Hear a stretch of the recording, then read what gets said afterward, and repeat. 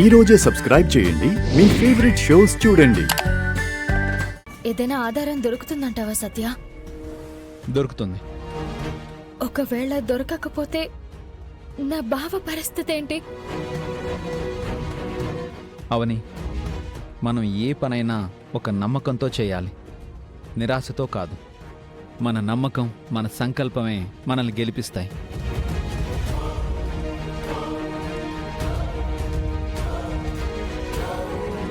ఈ లోకాన్ని నడిపించేది ఒక శక్తి అని, ఆ శక్తి మంచి వాళ్ళకి అండగా ఉండడానికి ఏదో ఒక రూపంలో వస్తుందని నేను నమ్ముతాను.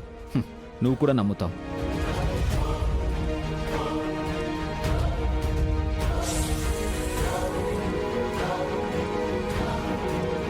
సో మనకు మంచే జరుగుతుంది. You don't worry.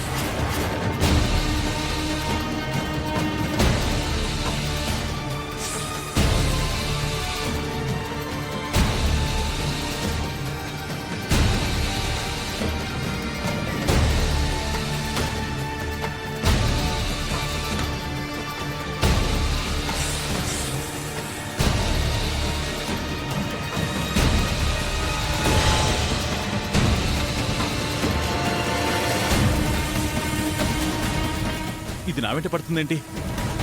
ఏదో పగబట్టినట్టు. దీనికి నేనేం అన్యాయం చేశాను?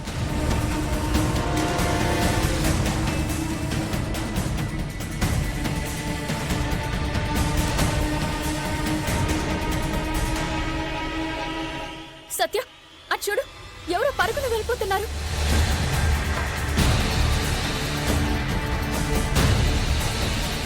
సత్య, వాడు వికాస్. వికాసా? అవునా?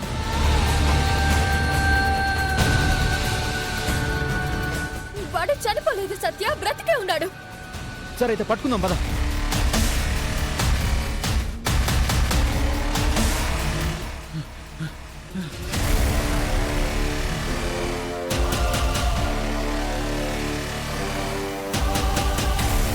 ఇదేంటి, వీళ్ళు ఇటొస్తున్నారు?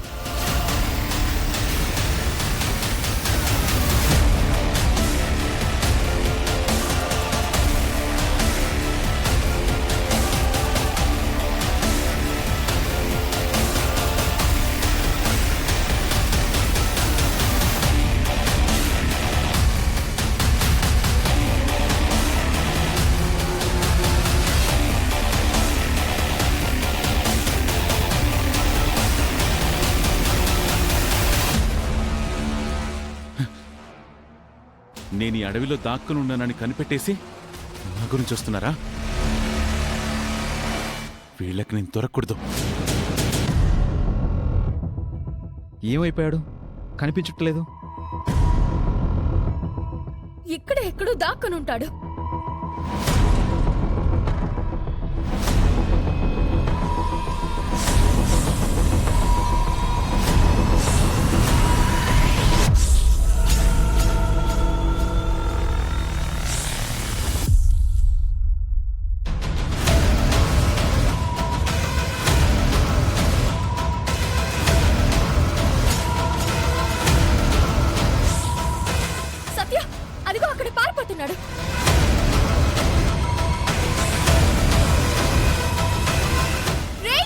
వికాస్, రే ఆగో.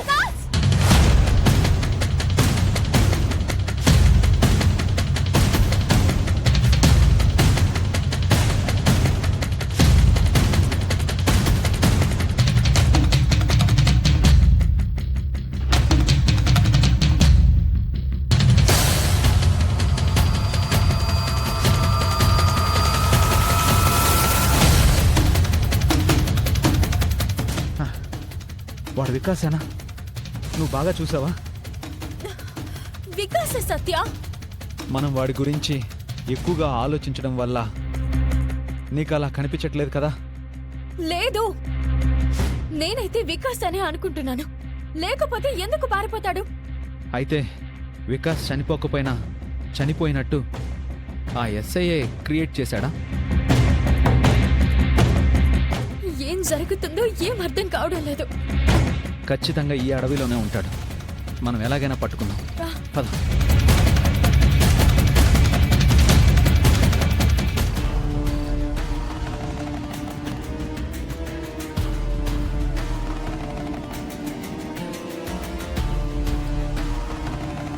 పొద్దున్ననగా బయటికి వెళ్ళింది.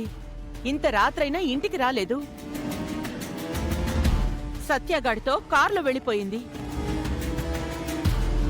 తోటి కోడల గురించి ఇలా అనకూడదు గాని ఎంతైనా పెద్ద కోడల్ని కదా, అనకుండా ఉండలేకపోతున్నాను. వదినా, అమ్మకు ఎన్ని రైట్స్ ఉన్నాయో పెద్ద కోడలిగా నీకు అన్ని రైట్స్ ఉన్నాయి. నువ్వేం ఆలోచించకు. ఏం చెప్పాలనుకుంటున్నావో చెప్పేసేయ్. శ్రీకర్ స్టేషన్లో ఉన్నాడు. ఇటువంటి సమయంలో ఇంటి చిన్న కోడలు పరాయి మగాడితో రాత్రిపూట బయట షికార్లేంటి?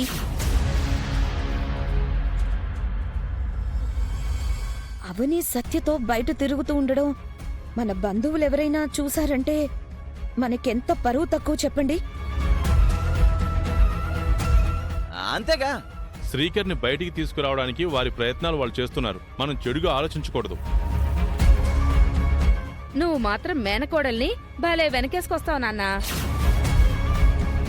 అవని ఏం చేసినా మీకు తప్పులాగా అనిపించదు. అది మట్టి పట్టుకుంటే బంగారం అంటావు, చెడు చేస్తే మంచి అంటావు. అది కాదు వసంత. కొన్నిసార్లు ముఖ్యమైన పనుల మీద బయటికి వెళ్ళినప్పుడు అనుకోకుండా ఆలస్యం అవుతుంది కదా. మామయ్య, అవని అంటే మాకు ప్రత్యేకమైన కోపమేం లేదు. అవని చేసే పనుల వల్లనే మాకు కోపం వస్తుంది. కాలేజ్ రీయూనియన్ ఫంక్షన్ అప్పుడు కూడా అర్ధరాత్రి వరకు తిరిగొచ్చింది. అప్పుడు కూడా శ్రీకర్ చెన్నైలో ఉన్నాడు. మన ఫ్యామిలీ ఏమైనా పబ్బులకు వెళ్లే బ్యాచ్ అయితే ఎవరి గురించి ఆలోచించే అవసరం ఉండేదే కాదు. సంప్రదాయబద్ధమైన కుటుంబం మంది. ఒక్కరు తప్పు చేస్తే అందరికీ చెడ్డ పేరు వస్తుంది కదమ్మా. ఇంట్లోని ప్రతి సభ్యుడు సభ్యురాలు అది ఆలోచించాలి కదా.